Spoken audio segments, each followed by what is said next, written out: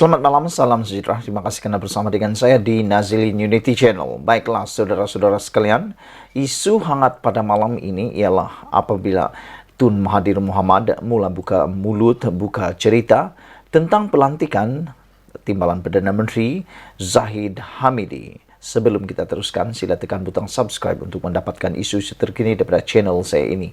Baiklah saudara-saudara sekalian, Zahid tak sepatutnya dilantik Timbalan Perdana Menteri. Hal ini kerana beri tekanan kepada institusi kehakiman, kata Tun Mahathir Mohamad. Pelantikan Datuk Seri Dr. Ahmad Zahid Hamidi sebagai Timbalan Perdana Menteri dilihat memberi tekanan kepada institusi kehakiman untuk menjalankan tugas secara adil dan tanpa gentar dalam kes mahkamah dihadapi Presiden UMNO itu. Tun Dr. Mahathir menegaskan Ahmad Zahid sepatutnya tidak diberikan sebarang jawatan dalam kerajaan kerana berdepan 47 pertuduhan rasuah, pecah amanah dan pengubahan wang haram di mahkamah ketika ini. Bekas Perdana Menteri itu berpandangan pelantikan Ahmad Zahid sebagai individu kedua tertinggi dalam kerajaan akan mengganggu mahkamah yang mungkin terpaksa membuat keputusan memihak kepadanya.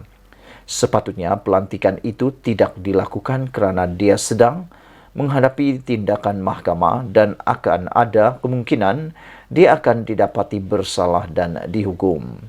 Oleh orang sebegini, tak sepatutnya diberi jawatan yang begitu tinggi kerana Timbalan Perdana Menteri adalah orang yang akan ambil alih tugas Perdana Menteri jika sesuatu berlaku dan kita akan dapat seorang Perdana Menteri yang masih berdepan tuduhan mahkamah. Orang melihat oleh kerana Timbalan Perdana Menteri, mahkamah tidak boleh mengambil tindakan terhadapnya. Ini akan mengganggu pihak mahkamah untuk membuat keputusan. Mungkin mereka akan dapat tekanan dan undang-undang mungkin diketepikan, kata Tun Mahathir Mohamad. Ini bermakna dalam negara kita tiada lagi kedaulatan undang-undang, pemerintahan yang mengutamakan kepentingan orang tertentu dan menyebabkan kerajaan tidak dihormati oleh rakyat, kata Tun Mahathir Mohamad dalam satu bual bicara bersama BH di Yayasan Kepimpinan Perdana di sini hari ini. Beliau berkata demikian ketika ditanya mengenai kesan pelantikan Ahmad Zahid yang masih dibicarakan di mahkamah sebagai Timbalan Perdana Menteri dalam Kabinet Kerajaan Perpaduan Pimpinan Perdana Menteri Datuk Seri Anwar Ibrahim. Pada 24 Januari lalu, Mahkamah Tinggi memerintahkan Ahmad Zahid membela diri terhadap 47 pertuduhan rasuah, pecah amanah dan pengubahan wang haram dana Yayasan Akal Budi selepas pihak pendakwaan berjaya menimbulkan kes prima facie bagi semua tuduhan terbabit. Mengulas lanjut, Dr. Mahathir menegaskan Ahmad Zahid juga sepatutnya meletak jawatan Presiden UMNO dan menolak lantikan sebagai Timbalan Perdana Menteri selepas parti pimpinannya kalah teruk dalam pilihan raya ke-15 baru-baru ini. Dulu selepas PRU14, Datuk Seri Najib Razak sebagai Presiden UMNO selepas kalah dan kemungkinan dihadapkan ke mahkamah, dia letak jawatan.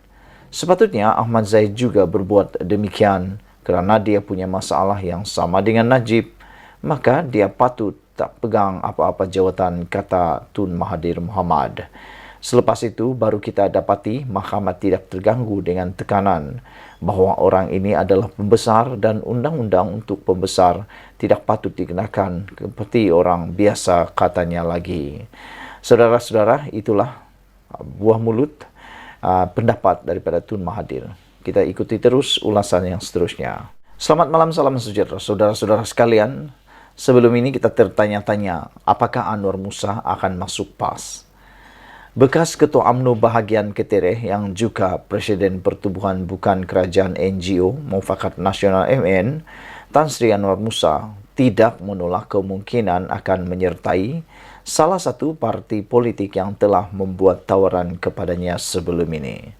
Anwar bagaimanapun berkata beliau akan membuat penilaian untuk menyertai parti yang dilihat bertepatan dengan idealisme dan jiwa perjuangannya. Menurutnya, buat masa ini, beliau mahu memberi tumpuan kepada pembentukan MN yang lebih stabil. Saya telah dijemput oleh 3 parti politik yang berbeza untuk menyertai mereka. Buat masa ini, saya tidak berparti, tetapi secara jujurnya, sebagai seorang yang berjiwa politik, tidak dinafikan kemungkinan saya akan menyertai salah satu parti politik yang sedia ada, kata beliau. Saya lebih berminat kepada parti yang menyatu padukan umat Islam dan sama sekali tidak menafikan hak-hak bukan Islam di negara ini. Selain itu, parti itu juga perlu mempertahankan kejujuran, tidak melakukan penyelewengan dan penyalahgunaan kuasa. Katanya ketika ditemui pemberita selepas menyampaikan sumbangan kepada mangsa banjir di Kampung Sri Kulim, Melur di sini hari ini.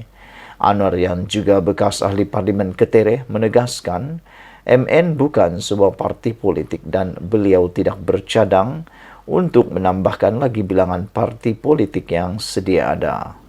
Ada yang kata MN ini akan menjadi satu lagi parti politik. Jadi saya menegaskan kita tidak bercadang untuk menambah bilangan parti politik yang sedia ada. Ia akan menyebabkan perpecahan terutamanya dalam kalangan orang Melayu. Misi MN menggalakkan pemakatan dalam kalangan parti-parti politik dan bukan kita jadi satu lagi parti politik.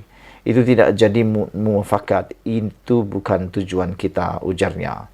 Dalam perkembangan lain, Anwar berkata setakat ini MN sudah menerima permohonan keahlian lebih 30.000 orang dan jumlah itu merupakan satu sambutan yang luar jangkaan. Tambahnya, MN akan meneruskan agenda program kebajikan dan membuka keahlian bersekutu kepada semua NGO untuk bersama-sama bekerja sama dalam program kebajikan termasuk misi kemanusiaan. Saudara-saudara sekalian, mohon kiranya Anda meninggalkan komen Anda tentang isu kali ini. Adakah Anwar Musa akan masuk PAS ataupun Anwar Musa akan masuk pula Pakatan Harapan? Jika itu yang berlaku, maka adakah ini akan bermanfaat kepada Pakatan Harapan? Saudara-saudara sekalian, Anwar Musa seperti yang kita tahu adalah salah seorang daripada pemimpin yang sering kali melawan arus, pernah tidak dicalonkan dalam pilihan raya baru-baru ini.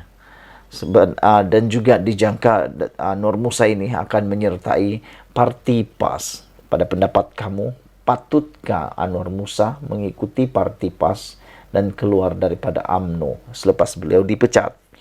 Adakah beliau akan menyertai PAS dan apa keuntungannya menyertai PAS? Atau apakah apa yang dikatakan oleh Anwar Musa untuk tidak menjadikan MN ini sebagai parti politik benar-benar terjadi? Terima kasih kerana menonton channel ini. Jangan lupa tekan butang subscribe untuk mendapatkan isu-isu terkini dan membantu mengembangkan channel ini. Kita jumpa lagi.